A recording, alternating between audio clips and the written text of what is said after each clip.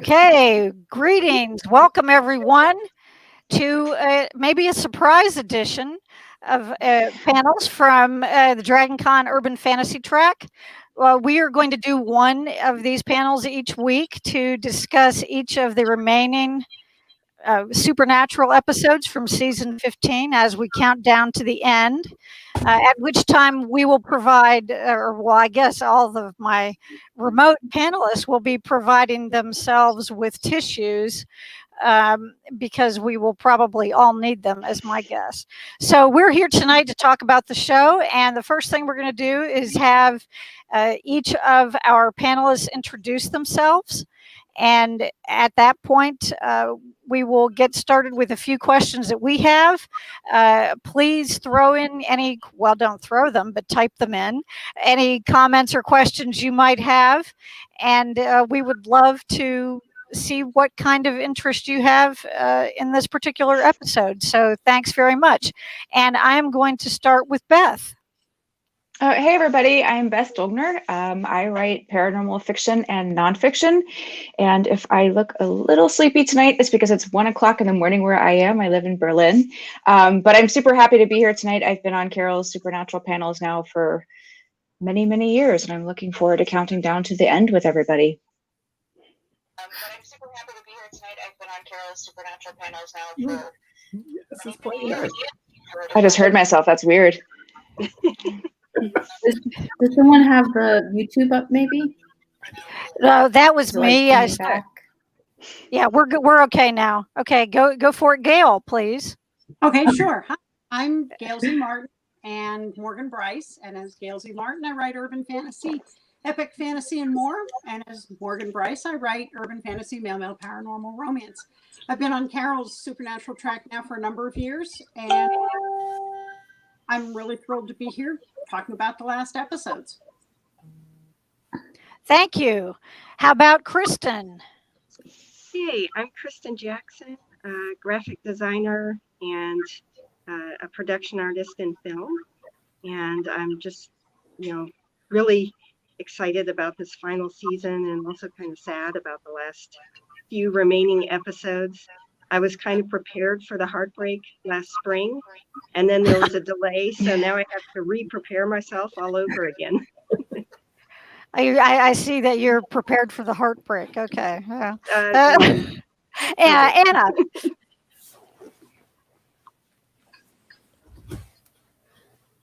Anna? Hi, my name is Anna Puerta. I am a volunteer on... Yes. Can you hear me? Yeah. Mm-hmm. Yes. Yes. Is it doing something weird?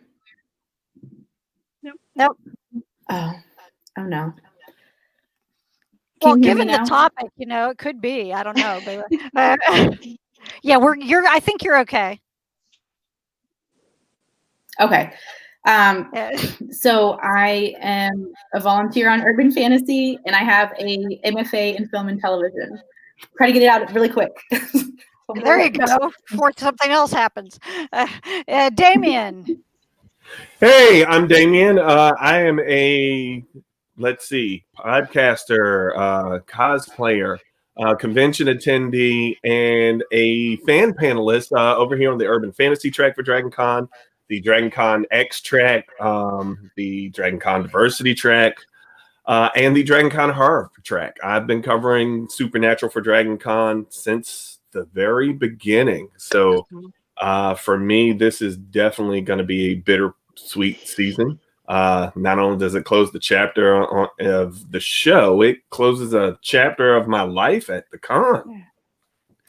Well, let me just assure everyone who will see this video at some point in time that we will continue, as long as I am in charge of the track, we will continue to cover Supernatural every year, because I firmly believe that any show that can go for 15 years deserves to have a panel every year. But they will, of course, not be season reviews as much as they will be, more thematic in subject, but we will continue to do it. So whenever it is that we get to reconvene in person, we will do those.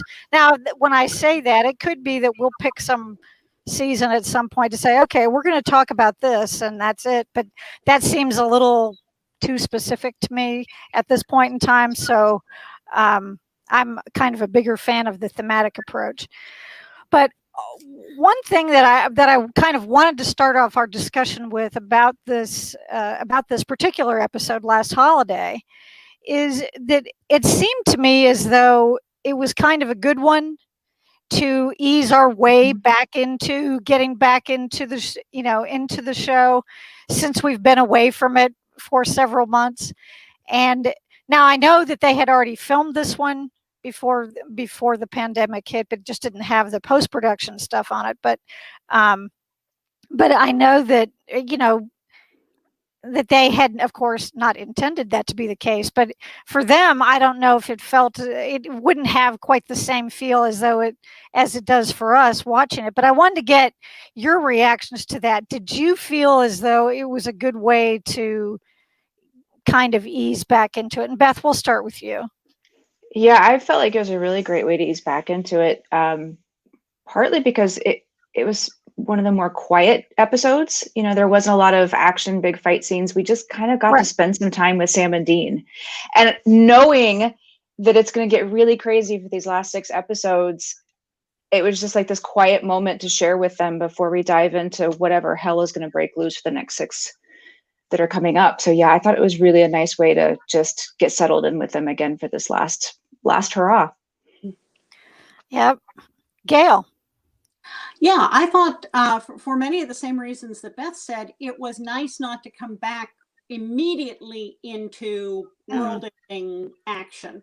And honestly, the episode that it paused on with the alternate universe Sam and Dean, and my hair is sacred, and the that was a nice one.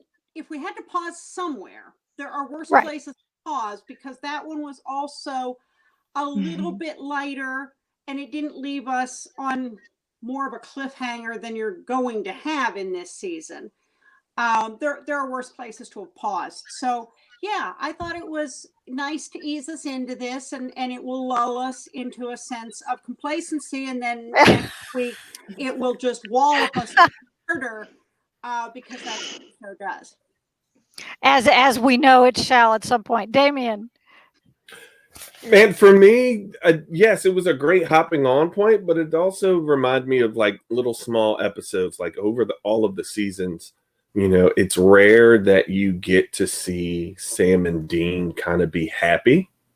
And so for me, that was the best part of this episode. Going back into it is like, for a minute there, for most of the episode, they had a caretaker. They got to be happy for a minute. It was like, oh, okay, vampire radar. Let's go kill some vamps. That was easy. Let's come home and, we got Christmas. This is great. Right? It's the things that they haven't gotten over the years. So I'm like, okay, this was good because it wasn't too heavy-handed, and it gave them a nice moment of likeness where we get to enjoy part of our life in the supernatural universe. True. And I was thinking, something that you said made me think of that scene where after when Mrs. Butters is explaining her position to Dean and what she's done with Jack, and he's like, oh gosh, and he looks at the sandwich he's just handed him, and then he has to make a choice, and for just that split second, he's like, okay, which do I do? But and that just made me think of that. Anna. Yeah, I agree with everybody else. It was almost like a bottle episode, really, because they barely left the bunker. We barely saw them outside of the bunker. It was just like, we're here and we're happy and we're like relaxing a little bit before everything blows up in our faces like we know it will. And I think it was a nice ease into everything. But yeah, we're definitely going to have to blow up in our faces. Very good. Kristen, what about you? I agree with everyone else. I really like that moment with the sandwich. You could see That was Dean great. was just, he was agonizing. Do Mhm. I give up this, the grilled cheese sandwich, or do I go take care of this gal who just made it for me, And I also, I thought it was nice to see them celebrate all the holidays, which we Right. never get to see them celebrate. Right. It was Yeah. like they jammed all the holidays from past years all into like one big episode. It's All almost the 4th of Julys and the birthdays and the Thanksgivings. So that Yeah. was kind of fun. it's And then almost kind like of, the little lighter notes, like the vampires drinking blood out of crazy straw. Yeah, The yeah. little elements of humor, which Yeah. I think sometimes have been lost in some of the darker and heavier episodes. They kind of put them back this time. So that I really appreciated that. Well, can I point out that the vampires were watching classic Dark Shadows? Oh, yes. They Yes. were. That was great. Yeah. All right there. And I'm looking at it going, oh, that can't be. Wait, that's Barnabas Collins. So Vamps watching Dark Shadows. Yeah, it was too funny. Yeah. it was really funny. I also thought of like when they were experiencing the holidays, it made me think about the family, like when Mary came back Mhm. and when their dad came back, and we had the sort of moment where they got to be together as a family for a minute. It's like, this is what I wanted for them then. And they didn't really get it. They only got like a second of like normalcy, and then for this, it was like, oh, they're getting like weeks. Like they're going out, they're coming back, they're getting all of these holidays, they're getting like a real break, it felt like. But even the vampires were like not like bad. Like I don't know about if they were bad, but they weren't like a big fight. It wasn't a big fight. It was just Yeah. like, oh, we're Right. here. We got you. Now we're gonna have some cake. Like it was not a big to do.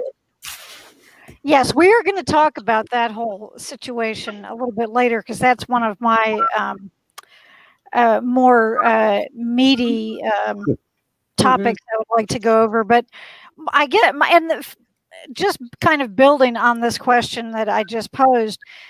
Do you feel as though this episode served to kind of move the story along at all, or did you feel as though it was just, as we've all said, that it kind of was a nice way to move things back into place, to be kind of, to get us back into the swing of things, but not actually hitting the ground running necessarily in the middle of a battle. As Gail pointed out, it was a good place for them to have to stop. So I am curious that, what did you feel as though it served that it helped to serve to move the, this final season along at all? And Gail, we'll start with you this time. Sure. I think the most essential piece there is Dean and Jack coming to terms with each other. That Dean has learned to use his words. Finally. He can say, I'm still angry at you, and I might be for a while, but I'm not going to let her kill you. And how many years did he struggle to say anything like that to Sam, to the point where we kind of wondered if he could speak complete sentences. And so for him to be able to convey that emotional issue and to have worked through it to that point to Jack is a huge piece. And I think it will be meaningful going forward. And I think that was probably the meatiest piece for the season arc, because I think that's going to mean something. Right, later on, yeah. Okay. Damien, what about you? And so realistically, I think with everything that has gone on, they didn't know any of this was going to happen in the real world and shut down filming. And so when I look at it in that context of being able to go from everything they went through, we went through the little Fiat no socks Sammy and the loafers to this, right?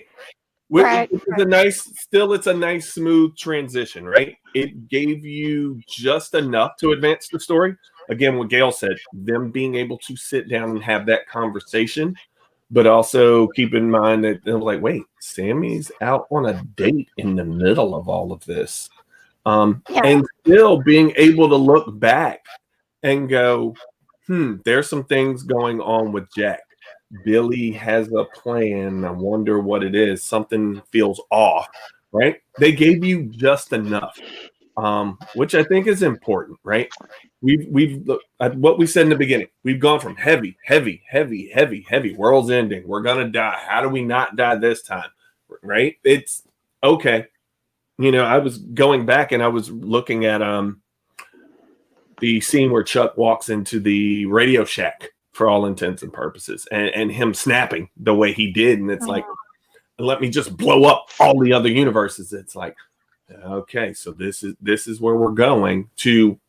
Here we are now, and it's like, you need that, right? It doesn't have to be you're getting pounded on, because this season at different times they're getting pounded on, and for the boys, that has been their existence. It's like little smidge of happiness getting pounded on. It's what I believe Robin Williams' genie in Aladdin, you know, infinite cosmic power, itty bitty living space. And for them, it's itty bits a slice of happiness. So anytime they get that, I think it helps.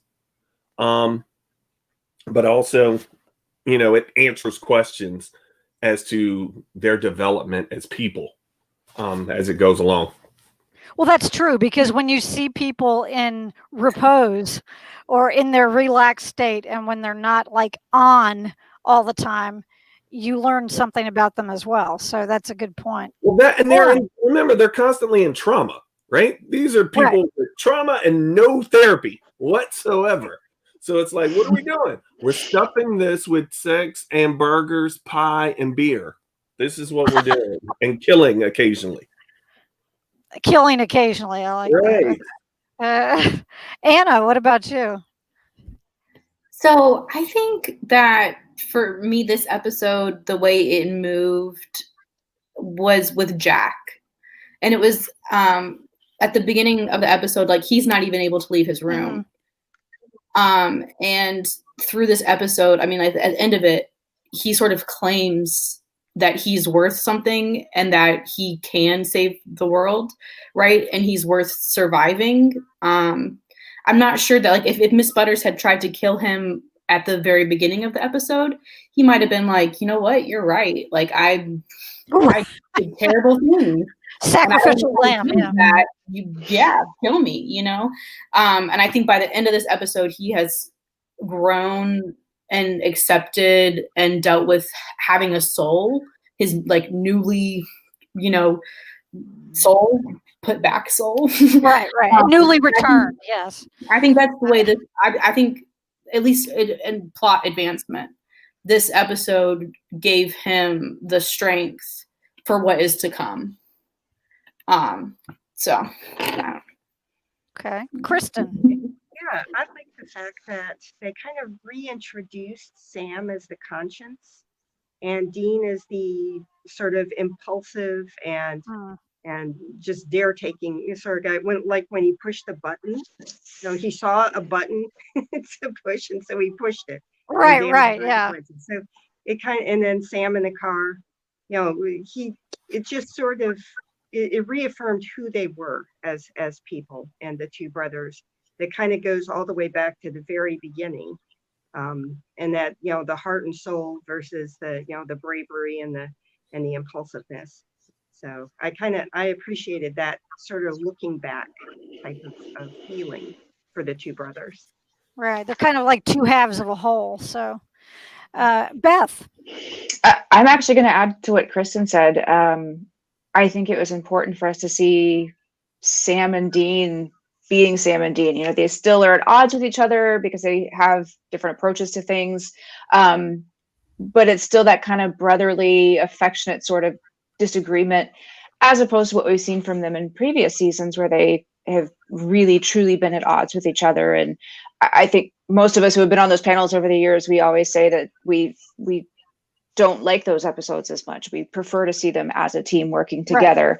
Right. And I think it's important for us to see that now, you know, that they're they're comfortable with each other, they trust each other, they're confident with each other, because they are about to go into something, that's going to be obviously really big. And so we need to establish that they are in this together and they are truly a team taking on whatever's coming up. Yes. Now, as far as the episode itself goes, did you have a particular scene? Was there a scene that you particularly enjoyed that you either, whether it was one of the more humorous ones, we've talked about the incident with the sandwich, or something that was maybe even a little, something humorous, something touching, did you like when Mrs. Butters went all crazy wood nymph on them? What were the parts that you was there a particular scene or maybe a couple that you enjoyed the most, just from a pure, viewer standpoint? And Damien, we'll start with you this time. Ooh, Sam getting dressed to go go on a date, and Mrs. Butters trying to be supportive, and Dean being, an older brother, right? It's right. They're kids, right? It's not like two adults sitting there. It's their kids mentally, and cracking jokes and what have you. And Mrs. Butters having to look and goes, boys, it's right. It's a nice reminder of, like I said, who they are when the world's not constantly bearing down on them. I thought that was great, and I thought that was great that they actually kept that relationship for Sam. And my God, I hope she does not get fridged like everyone else. There you go. Anna. So I think when Dean made the cake at the end, I like those emotional moments, but it definitely hit me. But also it made me feel like they took something away from this time with Miss Butters that hopefully can carry them into the, if they, we'll see what happens, but hopefully they have some sort of where they can make cakes for each other. God, don't let him cook anymore. Oh, there you go. Now, that's from the expert cake baker over here. Yeah. So we need to get Damien doing the cakes for the show. That too late now, but since it's done. But Kristen. I like the fact that we finally found out what the telescope was all about. Oh yeah. Interdimensional. What was it? An interdimensional tracker or something. And yet apparently it's in trouble. There's no other dimensions that they can check. Yeah, there's no other dimensions left. Yeah, because that's what they said. Well, was it Dean that went and looked through it, or was it Jack? Somebody went and looked, and they said, I didn't see anything. And she said, oh, that's not good. Yeah, I think it was the geo tracker, I think is what she called it. Interdimensional geo tracker. Yeah, something like that. But yeah, that was good that it was. That we did get to see something about that. Beth, what about you? It was really small, but I really liked Jack's little smoothie mustache that he had, because it was cute and it was funny, but I think it was also a nice little reminder that for as powerful as he is and as many things as he's experienced, he's still very young. He's still very vulnerable. And I just thought it was kind of adorable. Okay, well, we can stand some adorable, yes. Yeah. Right. Gail, what about you? I loved the total glee on Dean's face when he and Sam would run past Mrs. Butters and she'd hand them a bag lunch. Mm-hmm. Right. Who's never been given a bag lunch by his mother in his life. Right. And there was just a glee in his. Jensen did that so well. But, Sam maybe not. Sam appreciated it too, but for Jensen, he was just all in that somebody's giving him lunch. This is so cool. It's food. Right. Yeah. That's right. Look, food is Dean's love language. Yeah. And I have my fingers crossed, since she didn't end up getting destroyed in the end, that she will turn into a powerful ally for the boys. Sort of like Dobby in Harry Potter. She kind of reminded me of Dobby, where he was oppressed by his family until he was freed, and then he turned out to have significant power. And I think Mrs. Butters kind of showed the same sort of thing. She got misused by the men of letters, but on her own, she had tremendous power. So I'm hoping we see her back as an ally. That's a great comparison. I love What I hope she comes back for holidays. Spend Christmas with the boys and make Thanksgiving dinner and hang out with them. I think that would be nice. Yeah. We'll see how many holidays they end up with, but Yeah. but I mean, between now and the end, they've already had them all within a couple weeks, right? Now, the one thing that I wish that they had explored more was, there's been a distinction made over the course of the last few seasons, in particular, the difference between in philosophy that the men of letters had about what constitutes a monster, and how Sam and Dean and some of the other hunters that they are closest to, how they have come to view that. And I felt as though, especially when we saw the vampires watching Dark Shadows, the one guy was drinking out of a blood bag. So what was happening was they went in and killed these guys without any proof that they were actually harming anyone. Yeah. And, every time that they went and killed some other type, there was a Lamia, because that we know that Mrs. Butters mentioned that, but we didn't hear or see any other details about any of these monsters that they executed.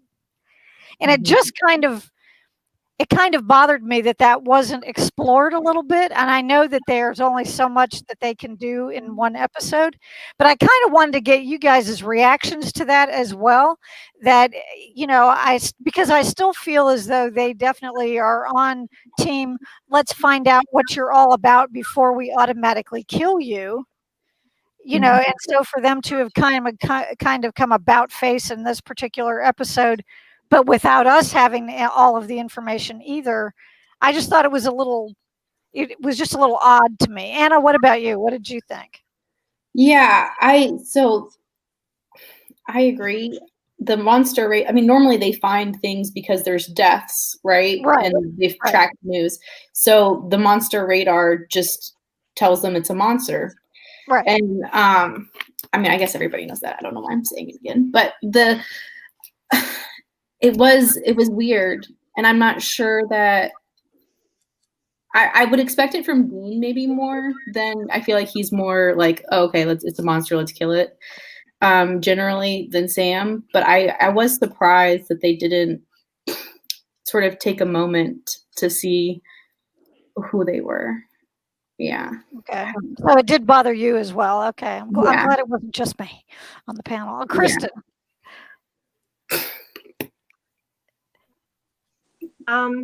Yeah, I felt sorry for those guys. They seemed like two nice guys just watching TV and hanging out in the evening. And suddenly these, their door gets bashed in and they get beheaded. So, it seemed, I mean, I guess because there wasn't context to this monster tracker, right? That would happen because they weren't trusting their own investigations this time. They just went off on what this device said without doing their usual homework. Okay, there's a monster nest, there's some vampires, they're killing people, we have unexplained deaths. And so they usually they go into these situations with a little more context. This time they were just following what the little device said, the map in the bunker. And it kind of bothered me that they didn't seem to even want to check out, what was going on first. Right, and it seems counter to what it was such a short story. They probably just, that wasn't really the part of the story that we were supposed to be focused on. Beth, what about you? Yeah, I mean, I really noticed it as well, that this poor little guy's not hurting anybody with his little crazy straw in his blood bag, and they just go in and kill those guys, no questions asked. And I wonder if part of that is because Mrs. Butters had promised that she would have dinner ready for them by the time they got back. And and I know that sounds funny, but they've No, been that's pretty much it. so put upon for so long and always trying to have to figure things out on their own. And here's this woman's just like, oh yeah, go run down the street, kill the vampires, and come back, and there'll be hot dinner on the table for you. So I think they didn't even stop to question whether or not what they were doing was right. They were just like, okay, somebody's finally taking care of us, and this is what she wants us to do, so let's go do it. Okay. Good point. Yeah. But that, yeah, you got a good laugh out of all of us about the, you go to work, kill the vampires, come back and get your dinner. Gail. I think the two ways to look at it. One is if it was really thought out and intended, then yes, it's a lapse from the boys and a step backward, because Sam certainly knows it's not about who you are, it's what you do with it. We've been through the whole Amy Pond thing. We've been through the whole Jack thing. Monsters, just because somebody's different doesn't necessarily make them a monster. We just saw Garth and we didn't kill him. Correct. Or the other part is it could be just lazy writing, like the time in season 12 where it was said that Lucifer can't fall into his cage wearing his vessel. Say what? That was in the POTUS episode. Apparently that writer never watched the show, or at least never watched Twin Song. So, those moments have happened where you just go, are you sure you've watched this show before you got to write for it? And it could just be bad writing, because that has definitely happened in the past. So I don't know which it is. I guess we'll have to see. People have also said something along the same lines when Dean kills Lee in Last Call, that he isn't in the thick of the fight when he finally stabs him and kills him. Right. Afterwards, Yeah, we talked about that on our end. Yeah, during Dragon Con. Yeah. So, was that really intended, or was it just bad writing? I guess we'll have to wait and see. Looks as though we lost Beth, but hopefully she's coming back. There she is. Oh, there she is. Okay, Damien, you're up. I think it was lazy writing, right? I don't think it was an intentional step back for them. I think it, part of it was there's so much other stuff going on in the episode. This was just one area where it's like, you know what? We're not going to focus on that. We're going to do the whole, we're just out doing the job. Honestly, I like the fact that they even had monster radar. I mean, look at how many times they've spent so much time scouring. Oh, I got a lead on so-and-so. I was like, wait, we've got monster radar? I'm like, yeah, it's even color coded. She said, ooh, that color right there, that means it's a nest of vamps. It's like, you know how handy that would have been like for the past 8 seasons? That would have been perfect, right? So I don't think it was a we're mentally taking a step back from the game plan that we've kind of been focused on, which is, okay, you may not be bad, but definitely don't go around killing things, and we won't come kill you type deal. But then you look at, they did examine all of that once again with Jack, her thinking Jack is the monster, or Jack looking at her and knowing where she came from and thinking she's the monster. So I think they covered that well, and I think they just dropped the ball on that one scene. They did it as a fun, hey, let's shoot this part really, really quick and get home for dinner. There's hot food. You know how often we get home cooked meals around here? I'm ready to, because she said before they left, you can make it over there, do what you need to do, and get back in time for dinner. That was the most important part. And like I said, Dean's love language is food. I'm pretty sure he broke all the laws getting right back home, going, oh man, maybe we should have talked to those vamps before we killed them. Oh, hot meatloaf, never mind. Yeah, right. Yeah, we've got to have priorities straight, right? Well, it's just a vamp. We've killed plenty. I don't know. I would think that even if it were lazy writing, that someone should have caught that. And it could be that it will be addressed later. maybe they'll look back on it and say, well, gee, having Monster Radar was helpful, but maybe we were a little too quick on the draw, so to speak. It just, to me, I enjoyed the episode, but that part of it bothered me that there wasn't any self-reflection on their part, whether it was lazy writing or whatever. Somebody let it get through, and I just hope that somehow it either gets addressed, or even if it's just them saying, well, a conversation while they're driving down the road, and say, okay, well, maybe we shouldn't have done that. Maybe we were a little too fast to act, that kind of thing. But I do hope that at some point we will, see their more typical attitude from them. Now, one of the, there were a lot of funny lines, and you guys all know about the notebook and all the notes and all that. Yeah. So those of you who've been with me for a long time or just laugh, but yeah, Carol and her notebooks. Yeah. Anyway. Oh, I thought you meant the Nicholas Sparks movie. Oh no, God, no. No, no, thank you. No.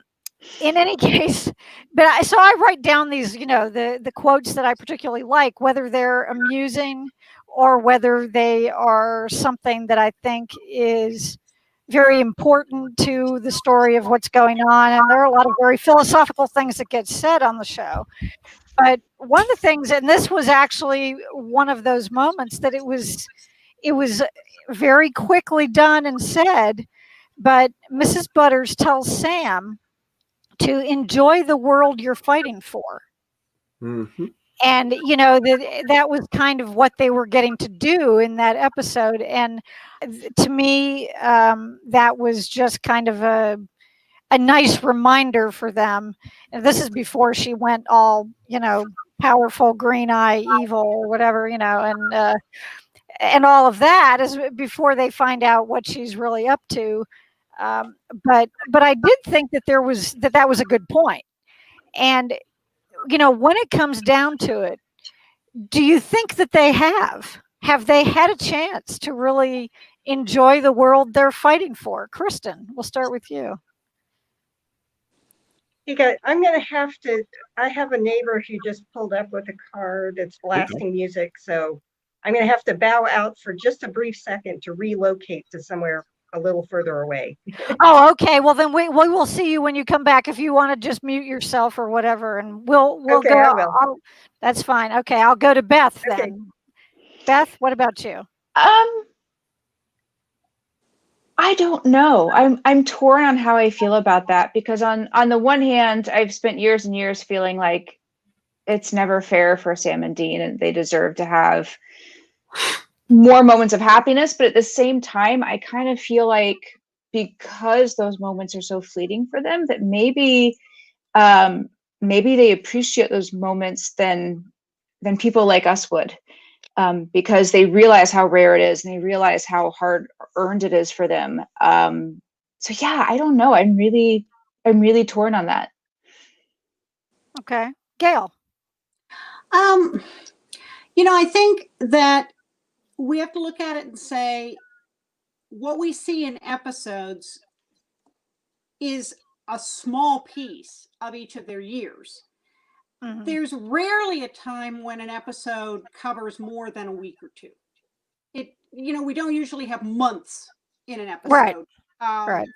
We may have months over the span of a season, but not usually within like one episode. It's usually a couple of weeks. So if there were 23 episodes in a normal season, if each of those took a week, we aren't even halfway through a year. Well, what about the rest of the time? And so my headcanon is that the rest of that time is spent doing laundry, right, sharpening the weapons, getting something to eat, going to a movie. We don't see that because of the same reasons we don't usually show that when we write books. It's tangential to the story and it bogs down the flow. Right. That's why you never see anybody, or you almost never see anybody go to the bathroom and things. Don't they go to the bathroom? Of course they do, but we don't need to see it for the show.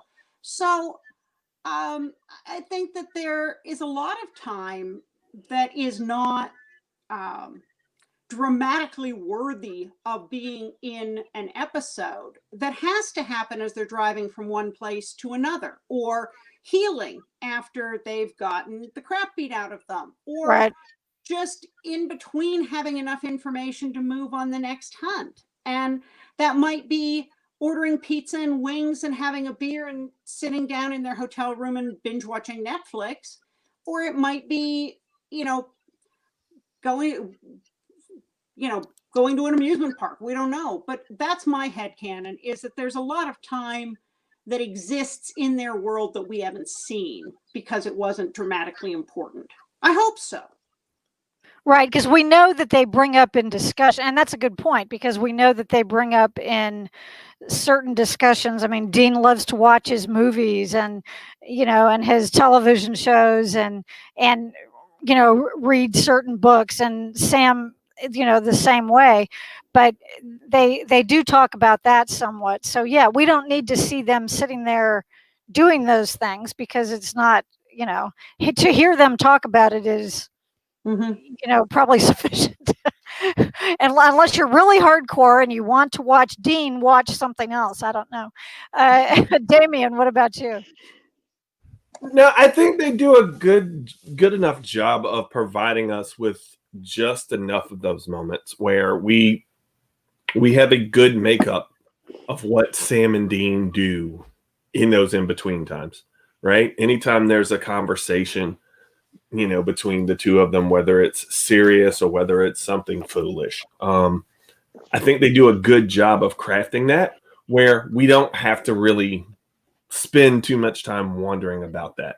And if anything, going back to that cherished a moment statement, right? Where, we don't see them doing X, Y, and Z, for the same reason, like think about how COVID has hit everyone and changed everyone's routine and changed exactly how we value the most mundane things.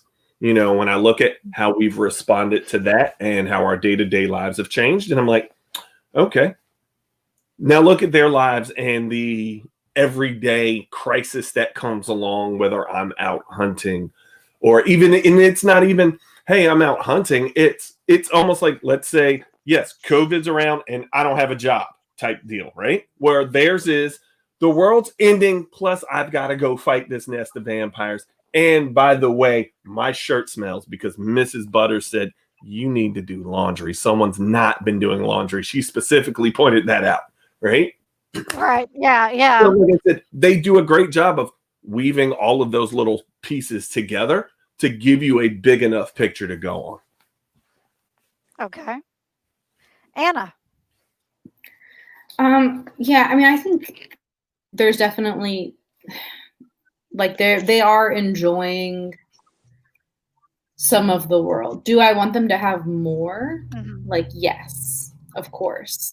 I think that they deserve more relationships, more, time to see the people that they care about, all of those things. But I do think that they get moments where they get to enjoy the world they're fighting for. I want them to have more of those moments. I do want to roll back to some. something really quick, if I may. Sure. During Con, we actually discussed the episode where their luck was removed, or the favor was removed from them. And I think that's one of the things that up until now we didn't really think about until that episode, where a lot of the mundane things that they would typically need to deal with, like car maintenance, right? They don't have that. Why? Right. They don't have that issue. Yeah. Yeah. The car always starts. There's always money, right? Remember that episode? Car wouldn't start. The magic credit card that Charlie made ran out.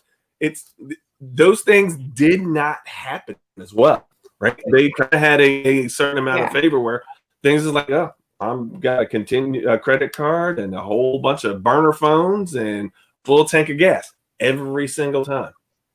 There's always a camera with me. Yeah. See, I took that as a mind screw from Chuck, because Sam and Dean, at the very least, have been raised in this life from the time they were kids. There's no reason they should have suddenly not been able to pick a lock.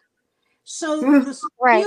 skills should have been comparable to any special ops person because of their training and their experience. Now, and car maintenance, come on, what do you think Dean does? That's his baby. He's always underneath the car and, under the hood.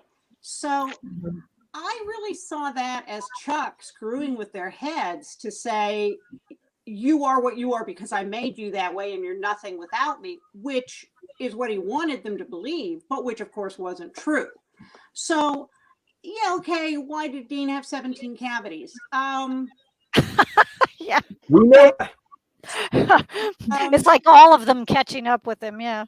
Yeah, but honestly, in real life who thought they had gone to the dentist all the time and went to a new dentist who said, "Oh, I'm really sorry, but I have bad news for you." That actually happens in real life. So I took that as Chuck screwing them over. Dean probably has more along the lines of like congenital heart failure happening. Let's eating vegetables. Yeah, that was funny. Have commented that Sam, Dean, and Mary didn't have one good liver among the three of them. That's been brought up several times. When have you seen them drink water? It's always Yeah, that's there. true. There's That's no water in that show. Now, is there a topic that any of you on the panel are interested in? Anybody who happens to be watching live, if you would like to, comment on something, if there is something you would like us to address from this episode or from one of the previous ones from the season. Yes, Gail, go ahead.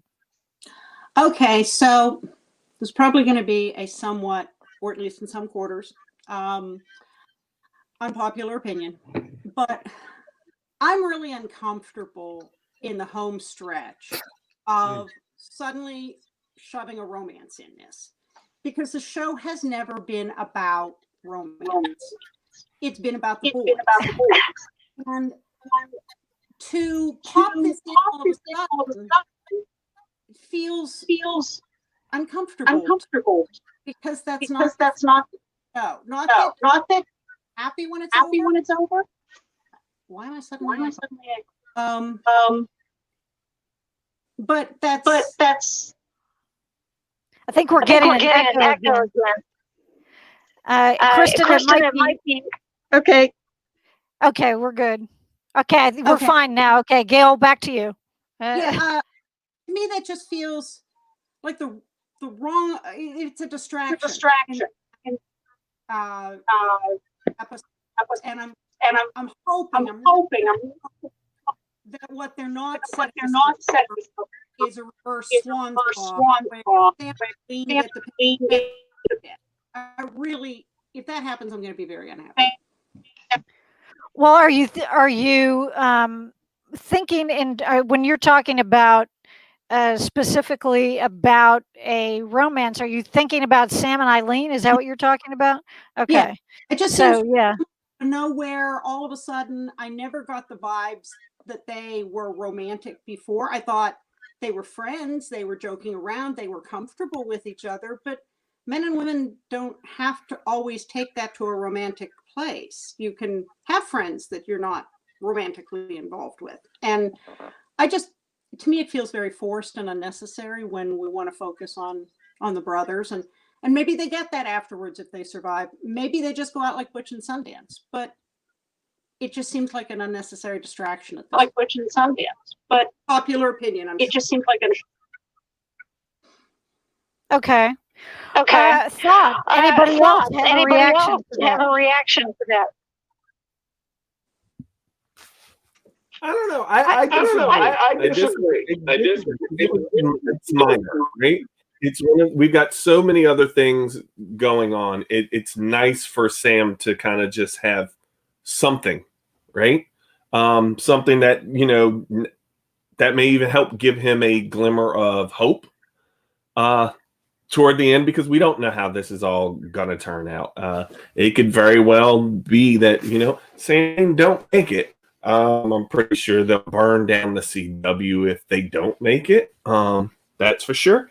But at the end of the day, it's like, okay, I feel like, you know what? This is nice, right? And Eileen isn't a typical character that we've seen on any given show. And so their relationship, for me, actually works, right? Just because of who Sam is and because of how she is. And I don't necessarily view it as a distraction. I think it's like almost like a bonus where it's like, okay, I've got all this other stuff going on. Let me have this one little light nugget over here to help keep me going. Not that's like, it's not the main focus for that character, but again, it helps, right? Like when you look at soldiers in combat, right? It's, well, how many times have we seen in every movie, every book, and in real life, it's, oh, well, I keep a picture of so-and-so in my wallet, right? Or you find out, well, I developed a relationship overseas in the middle of combat because of X, Y, and Z. I think those are very real situations that happen, especially when you are very, very limited with how you can spend your time and the nature of what they do and deal with every day for a living, right? It's, okay, I have someone that can actually vibe with me on that level and is not around all the time. She actually said, hey, I'm going to go do this over here. Right. I'm going to go do my thing for a while. Yeah. We can see each other when we see each other. It doesn't have to be this big thing. And it works, right? They get along when they're on screen. So, for me, I'm like, let Sam have his little nugget of happiness. That works. And I like Eileen, right? She checks Sam when she needs to. Well, that's true. She did do that. Now, Rosie here had a comment that she felt as though that they had chemistry, in further back seasons, and that, whether or not people agree with that or not is something, I suppose. But one of the things I wanted to point out about this specific episode, though, and that maybe one reason you don't need to be too concerned, Gail, is that I think, we didn't actually see her. Correct. And it was kind of, to me, it struck me as though maybe it's kind of, if they're trying to recreate some kind of a normality for these guys, that was a way to do it. If you're going to try to celebrate all the holidays and you're going to try to do, big dinners and have somebody give you a bagged lunch and somebody's taking care of you, then this is one other way you can kind of insert something that it seemed as though Sam was looking forward to it, but it wasn't as though he was, dying to get there or anything. So there might be, it could not be quite as dire as you're afraid of. What he said was, he said, it would be nice to just go on a date. And go somewhere and eat happy. Well, okay, and Kristen, I'm going to mute you unless you want to speak. When you want to speak, raise your hand and I'll unmute you. The problem is that for some reason, when we're talking, we got this echo. But I think when you do, it's okay. So let's try that out. Let's try it out. You go ahead and say something. Okay. Yes, you're fine. You got me now. Okay. Do you have any thoughts on this particular topic? Not. No, just what everyone else had said. I do have something to toss in at the end, though, that might be interesting. So. All right, we will come back to that. Anybody else worried about Sam and his his potential romance being an issue? I like the idea of the two of them being romantically involved, and I also feel like there have been romantic undertones there for quite some time. But I'm like Gail, I don't want it I don't want to see it become a central theme of the story as we wrap things up. I want this to be about the relationship of the brothers first and foremost. And if Sam gets his happily ever after with Eileen, good for him. They both, you know, they're great together. But yeah, I don't want it to be a major part of the plot. Yeah, I agree. And I don't think that it has been really a major part of the plot. I kind of like that it's like he has this potential future and we know that it's there. But we're still sort of focusing on what's going on. And I think that's hopefully what they're going to continue to focus on. So. Okay. Well, I'm going to go ahead and we're going to let Kristen throw out her topic here. Okay. I was just wondering, was Miss Butters, was she more with the Greek and Roman pantheon, or was she Fae? Would you consider a wood nymph Fae? Because, you know, I've always been bothered that they never really fully went back and addressed the fact that, you know, we had this whole other reality out there, this whole other sort of, you know, the Fae was operating in a completely different wavelength or spectrum than all the rest of the monsters they fought. And since they don't seem bound by the same rules as the rest of the supernatural monsters and villains, that wouldn't that be an untapped resource to help fight against God if she was a Fae? And a connection back, because if she's a Fae, then she might be connected back to Oberon, and Oberon has a claim on Dean's soul. So, or Dean is a person. So I was just wondering, what was she? Was she? Oh, sorry. Go ahead. Okay, yeah. Was she a Greek? Was she part of the Greek pantheon, which we already know is kind of part of the supernatural villains and monsters, or was she Fae, which is that completely different reality? Okay. Anybody want to chime in on what they think? Any takers?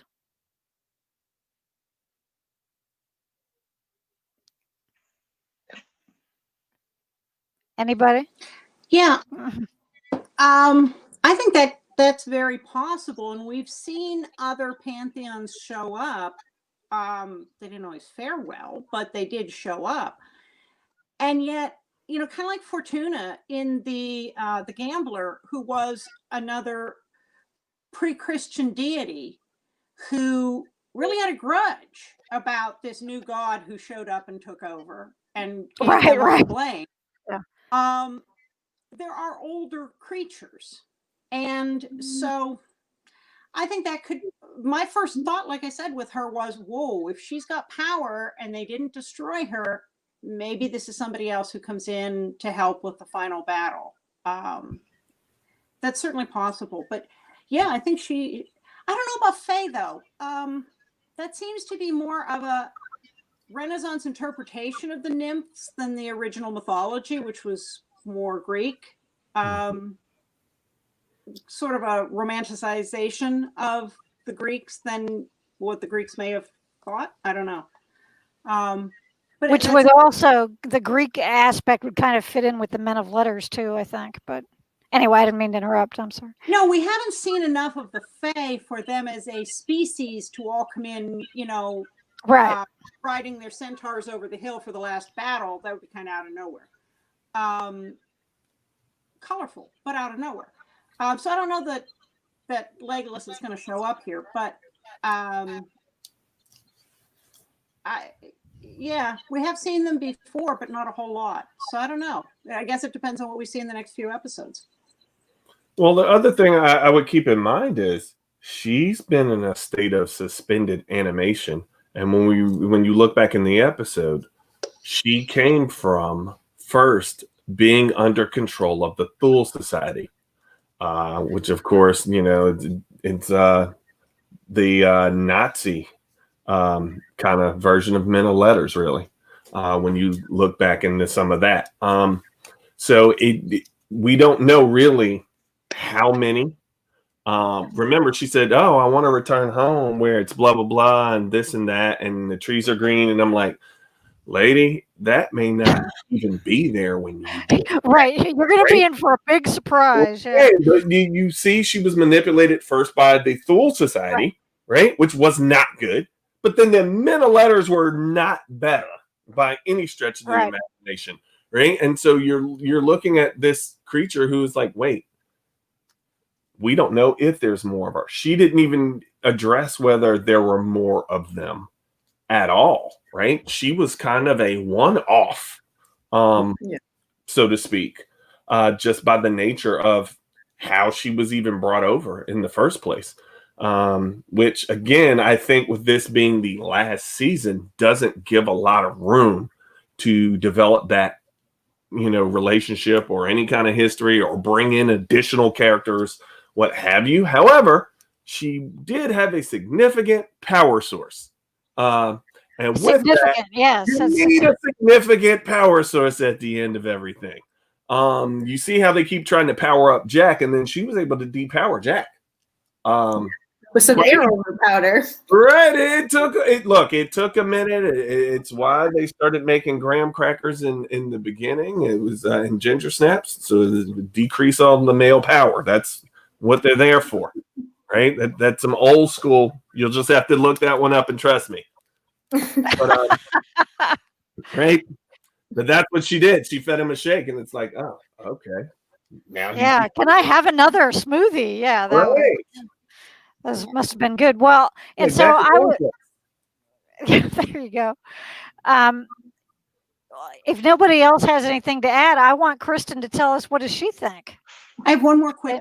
Oh, okay, sure. I was thrilled to see Cup. Come back. I would have loved to have seen what happened to his stash of all those things he collected, like he wanted to collect Dean. They never said they cleaned it out and took it to the Men of Letters bunker. Why would they just leave it there?